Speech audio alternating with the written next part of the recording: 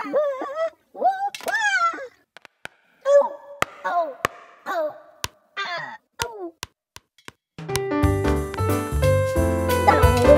now, it's time for another Dice Tower review with Tom Vasel. Hey folks, today we're taking a look at Wongamania. Mania! Seems like a lot of games have mania in these days. Anyhow, in Wongamania, you are controlling the economy and bankrupting your enemies. That's something that I guess some people want to do. It's a card stock market style game. Not really, it's kind of closer to a take that style game. Let me show you.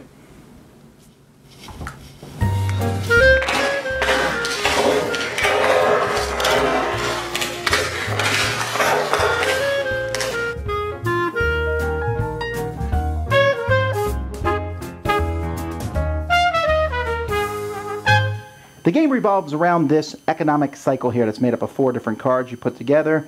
There's a token that the game comes with, not this one, a different one, in which you move around here, and this is going to show you the profit grids and different things that will be happening. After every player goes once, it will move one, and it will just continue to move one as time goes by.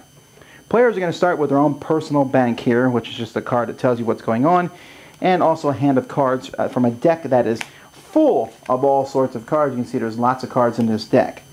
So on a player's turn, the first thing they'll do is they will get 2 cards from the deck. Doesn't matter what's on the other side.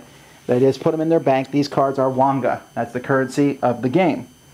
Players then also will have 3 actions that they can take on their turn. Now some of these actions can be buying assets. So there's stock and property. Now these are essentially the same thing, just different names. Some cards affect stock, some cards affect property. When you buy these, the cost of them depends what quadrant the economic cycle's in. So in recession and recovery, you can buy or sell them for 1 Wonga. In growth, buy or sell for 2, and in stagnant, buy or sell for 3. So you can buy them or sell them. That's one of the actions you can do. Also, if you have them in front of you at the beginning of each turn, you're going to get extra Wonga, depending on where the economic cycle marker is.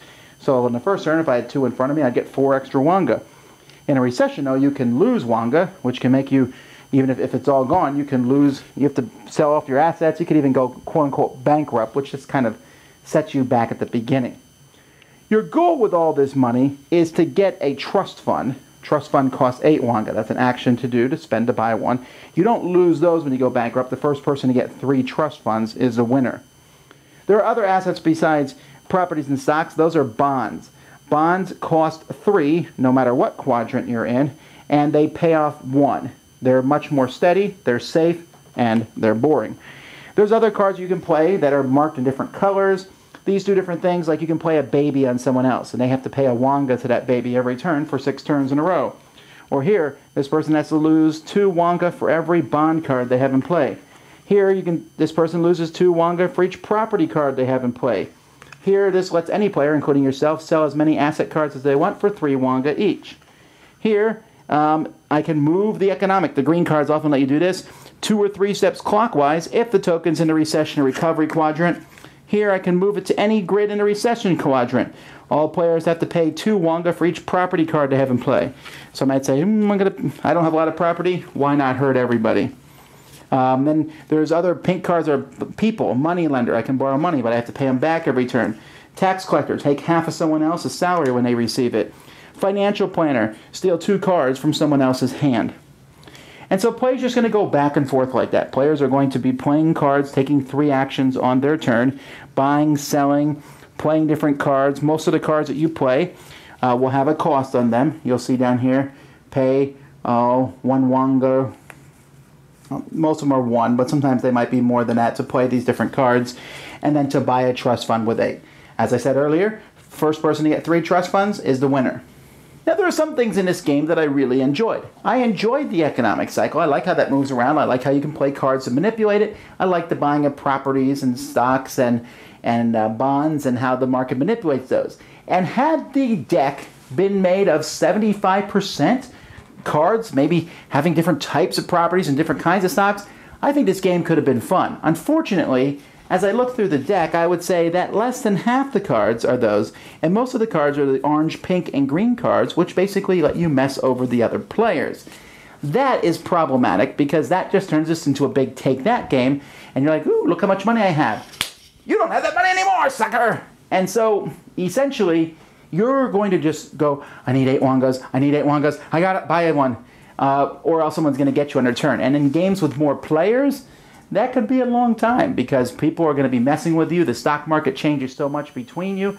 I would never recommend this game for more than 4 players because the stock market would be so crazy by the time it got back to you, you could do no forward planning at all. And so many people would be unleashing negative cards on you. It wouldn't even be funny. It would just be dreadful, I think. I would, to fix this game, take out piles of the pink, green, and orange cards, leave a few of them in there. I don't mind to take that abilities of the game, maybe tone down on some of them. Some of them are really brutal to other players, and concentrate more on the manipulation of the economic cycle and you buying and selling stocks and bonds. I found that to be a cool little thing of this game. Unfortunately, that cool thing is swallowed up in all the playing of cards and ha ha ha ha, look what I've done to you type style. And so there may be some people who like a take that style game. I'm not sure those people want an economic side game going on though.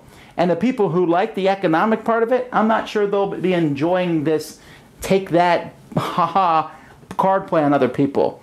So in short, I think there's a good idea here, but it just kind of devolves as gameplay goes, and this isn't one I can recommend. Dice Tower Judgment, good idea, but not good enough.